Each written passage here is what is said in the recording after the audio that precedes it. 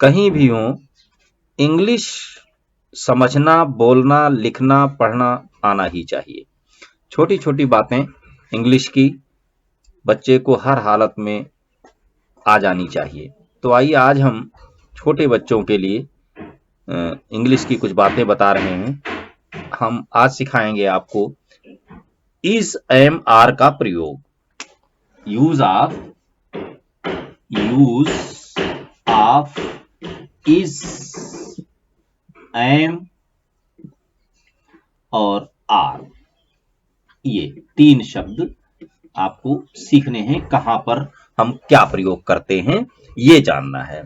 देखिए कैसे, जैसे हैं जिसमें ऐसे सेंटेंस होते हैं जिसमें वर्ब नहीं होता।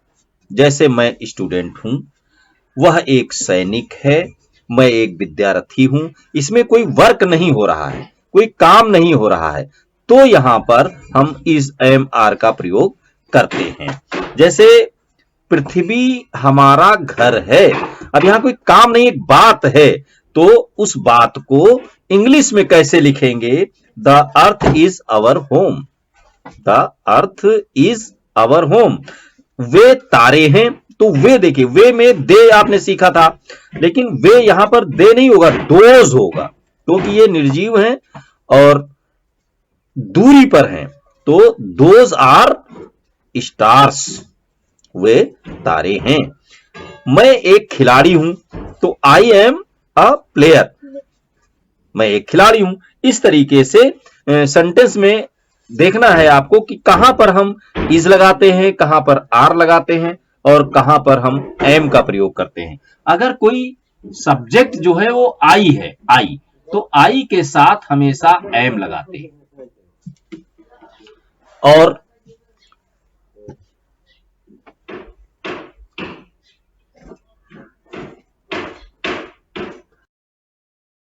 अगर कोई सिंगुलर सब्जेक्ट है, अकेला है, एक वचन करता है, तो उसके साथ अगर है लिखा हुआ है तो उसकी अंग्रेजी हम इज लिखते हैं। जैसे लड़का, बॉय लिखा हुआ है, ये बॉय लिखा हुआ है, तो बॉय इज लगाया जाएगा।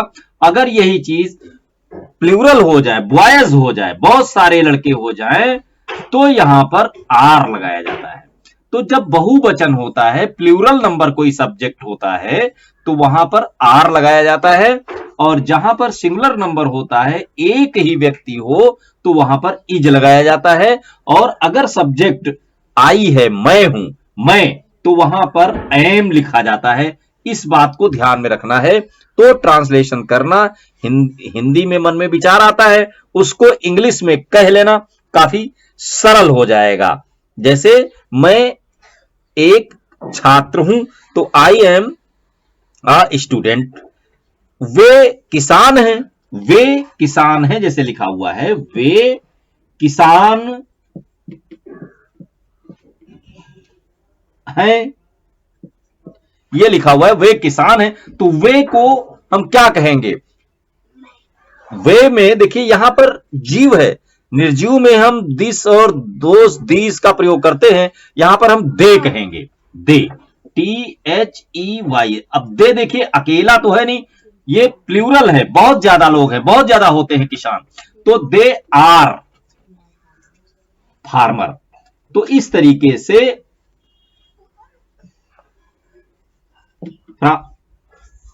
दे आर फार्मर्स, इस तरीके से ये ट्रांसलेशन आप कर पाएंगे, लिख पाएंगे।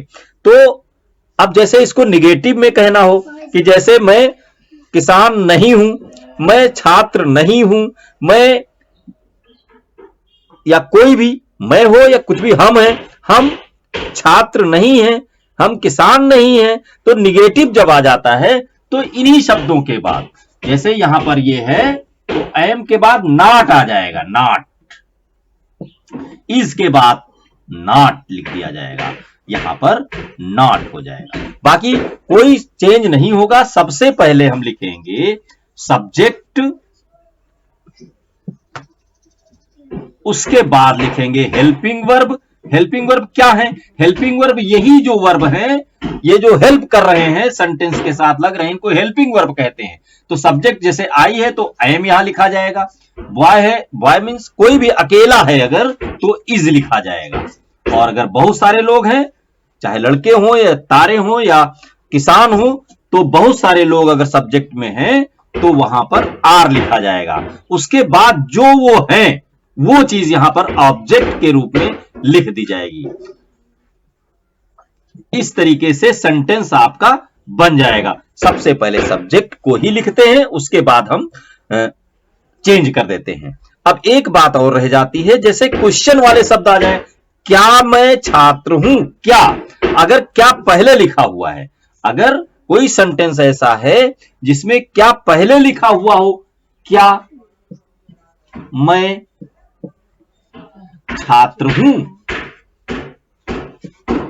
छात्र हूं ऐसे लिखा हुआ है मान लीजिए, तो देखिए क्या पहले लिखा हुआ है, तो इस क्या के लिए इस एम को हम पहले लिख देते हैं, एम आई स्टूडेंट। ये हेल्पिंग वर्ब पहले आ जाएगा, इसको इंट्रोगेटिव सेंटेंस कहते हैं। ऐसे सेंटेंस जिसमें क्वेश्चन वाले क्वेश्चन, ये क्वेश्चन बनता है, जब क्वेश्चन बनता है तो इसको इंट्रोगेटिव सेंटेंस कहते हैं। तो यहां पर जब इंट्रोगेटिव होता है तो हेल्पिंग वर्ब सबसे पहले आ जाता है। तो ये तो अफर्मेटिव था, जिसमें साधारण वाक्य होते थे, जिसमें हम स्वीकार करते थे। निगेटिव में क्या होता था, निगेटिव में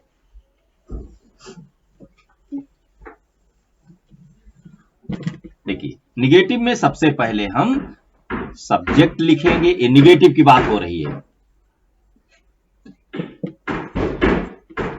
निगेटिव में सब्जेक्ट सबसे पहले लिखेंगे, फिर उसके बाद हेल्पिंग वर्ब लिखेंगे, फिर नॉट लगाएंगे, और फिर उसके बाद ऑब्जेक्ट लिख देंगे जो भी होगा। और फिर ये निगेटिव में है। और इंट्रोगेटिव दो टाइप का होता है, एक में होता है जिसमें क्या पहले होता है, क्या तुम किसान हो, किसान हो, एक तो ये है। तो यहां पर देखिए क्या पहले लिखा हुआ है, जब पहले लिखा होता है तो इसके यू के साथ जो हेल्पिंग वर्ब लगती है उसको पहले लिखते हैं, are, are you farmer, a farmer, क्या तुम किसान हो, और लास्ट में क्वेश्चन मार्क लगाया जाता है। ये जब क्या पहले लिखा होता है, लेकिन कोई कोई क्वेश्चन ऐसा होता है जिसमें क्या बीच में लिखा होता है, जैसे लिखा हो तुम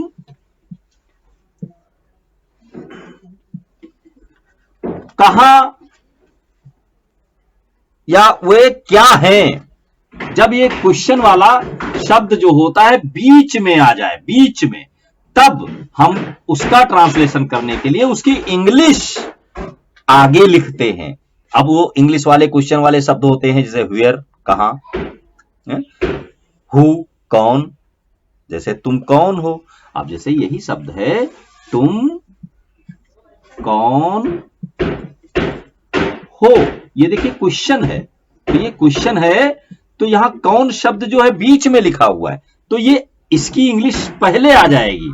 तो क्या बनेगा, हु, इसकी इंग्लिश होती है हु, फिर यू के साथ हेल्पिंग वर्ब होती है आर, और फिर यू, हु आर यू। इस तरीके से ये बन जाता है। तो 4 टाइप के क्वेश्चन आपके आज सीखे। अब इसी पर संबंधित फिर एक बार रिवाइज कर लीजिए, क्या क्या सीखा। पहला सीखा, आई कहां लगता है, आई के साथ क्या लगता है, एम लगता है। और इज किसके किसके साथ लगता है, सिंगुलर जो अकेला है, ही, सी, और नेम किसी का है या कोई सिंगुलर नंबर है, सिंगुलर अकेला अगर कहीं भी है तो इसके साथ इज लगेगा। ये सीखा आपने। प्लूरल में या, वी, यू और दे, और कोई भी प्लूरल प्लूरल नंबर है, ज्यादा लोग जब होते हैं तो इसके साथ आर लगता है। ये आपने सीखा, इसको याद भी रखना है। अब ये बातें हेल्पिंग वर्ब की सीखी, और क्या सीखा? और सीखा आपने कि हम इसको ट्रांसलेट कैसे करते हैं।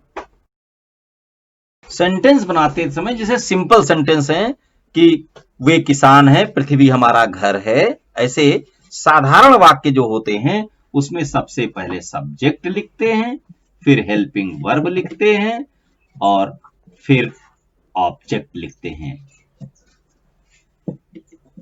ये लिख देते हैं, जैसे पृथ्वी हमारा घर है ना, earth, the earth is our home. ये इसमें कोई वर्ब नहीं होता है, मेन वर्ब नहीं होता है, कोई कार्य नहीं हो रहा होता है। ये एक टाइप का ये हो गया जिसको अफर्मेटिव सेंटेंस कहते हैं, सिंपल सेंटेंस कहते हैं। फिर देखिए दूसरा टाइप क्या होता है, निगेटिव होता है, जहां पर हम बातों को इनकार करते हैं, नॉट लगा होता है।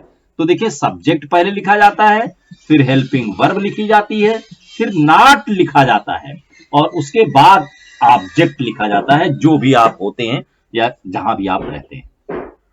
ये थर्ड नंबर पर क्या है, जब क्वेश्चन में क्या पहले लिखा हुआ हो, कि जैसे वे क्या हैं, क्या तो बीच में आ गया, लेकिन क्या वे हैं तो ये क्या पहले आ गया। जिन सब वाक्यों में क्या पहले लिखा होता है उसमें हम हेल्पिंग वर्ब सबसे पहले लिखते हैं। बहुत ध्यान से इसको समझना कि जब क्या पहले लिखा हो तब हेल्पिंग वर्ब पहले होगी, उसके बाद सब्जेक्ट होगा और फिर आपका ऑब्जेक्ट होगा। ये अब तीसरा चौथा टाइप का कौन सा बनता है, जिसमें क्वेश्चन मार्क बीच में हो। कोई ऐसा सेंटेंस कहा जाए जिसमें जो शब्द है क्वेश्चन वाला वो बीच में जब होता है तो उसकी अंग्रेजी सबसे पहले लिखी जाती है। और अंग्रेजी में कुछ शब्द आपको याद करने होंगे, जैसे वेयर, हु, व्हिच, है ना, व्हाट। ये शब्द जो होते हैं उनकी इंग्लिश सबसे पहले लिखी जाएगी, उसको हम शॉर्ट में लिखते हैं। क्वेश्चन मार्क वाले शब्द जो होते हैं उनको हम सबसे पहले लिख देते हैं, फिर हेल्पिंग वर्ब लिखते हैं, फिर सब्जेक्ट लिखते हैं और फिर ऑब्जेक्ट लिखते हैं। ठीक, इस तरीके से 4 टाइप के सेंटेंस बनाना सीखा आपने और हेल्पिंग वर्ब के बारे में जाना। अब आज का होमवर्क नोट कीजिए, मैं इसी में बता दे रहा हूं। होमवर्क उसको करके देखिए, कोई एक सेंटेंस लिखिए, उसको तीनों टाइप में, चारों टाइप के सेंटेंस में चेंज कीजिए। तो लीजिए नोट कीजिए। जैसे एक सेंटेंस है, पृथ्वी हमारा घर है। पृथ्वी हमारा घर है। अब देखिए पृथ्वी सिंगुलर नंबर है, इज लगेगा और पृथ्वी को इंग्लिश में कहते हैं द अर्थ। तो ये एक सेंटेंस हुआ, इसको आप लिखेंगे घर से। दूसरा लिखिए, इसको इंग्लिश में लिखेंगे, फिर इसमें लिखेंगे पृथ्वी हमारा घर नहीं है। पृथ्वी हमारा घर नहीं है। एक ये सेंटेंस, दूसरा ये हो गया। तीसरा हो गया, क्या पृथ्वी हमारा घर है। अब यहां क्वेश्चन मार्क बनेगा क्योंकि क्वेश्चन है। देखिए ध्यान रखना कि क्या पहले लिखा हुआ है, तो जो नियम बताए गए उनको ध्यान में रख करके इसको ट्रांसलेट कीजिएगा। चौथा, ये क्या बीच में आ जाए, पृथ्वी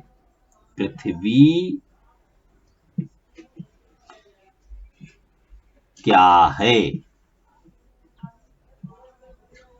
अब ये बीच में है तो क्या की इंग्लिश तुमको लिखनी पड़ेगी, व्हाट होता है, व्हाट इज द अर्थ।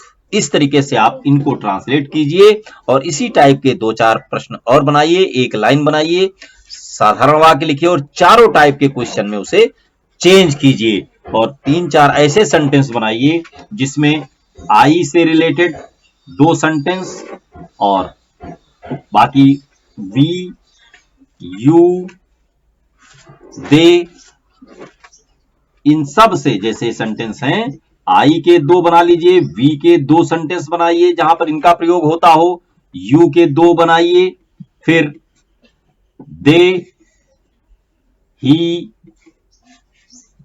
सी और नाम वाला भी बना लीजिए। तो एक एक सेंटेंस इसका बनाइए और इस 4 टाइप में चेंज कीजिए। जैसे मैं स्टूडेंट हूं, मैं का प्रयोग 4 बार हो जाएगा। मैं स्टूडेंट हूं, मैं एक छात्र हूं, मैं छात्र नहीं हूं, क्या मैं छात्र हूं, मैं क्या हूं। इस तरीके से मैं को लेकर के 4 सेंटेंस, वी को लेकर के 4 सेंटेंस और यू को, ये इस तरीके से आपके पास होमवर्क हो जाएगा। 1 2 3 4 5 ये शब्द हैं, सब्जेक्ट हैं, और इनको अगर आप 4-4 सेंटेंस बनाएंगे इस तरीके के, तो आपका हो जाएगा 20 से लेकर 25 सेंटेंस आपके तैयार हो जाएंगे। इस तरीके से आज का होमवर्क ये है, करके लाइए। और अगर समझ में ना आए तो वीडियो को फिर से देखिए, निश्चित रूप से आप कर पाएंगे। धन्यवाद।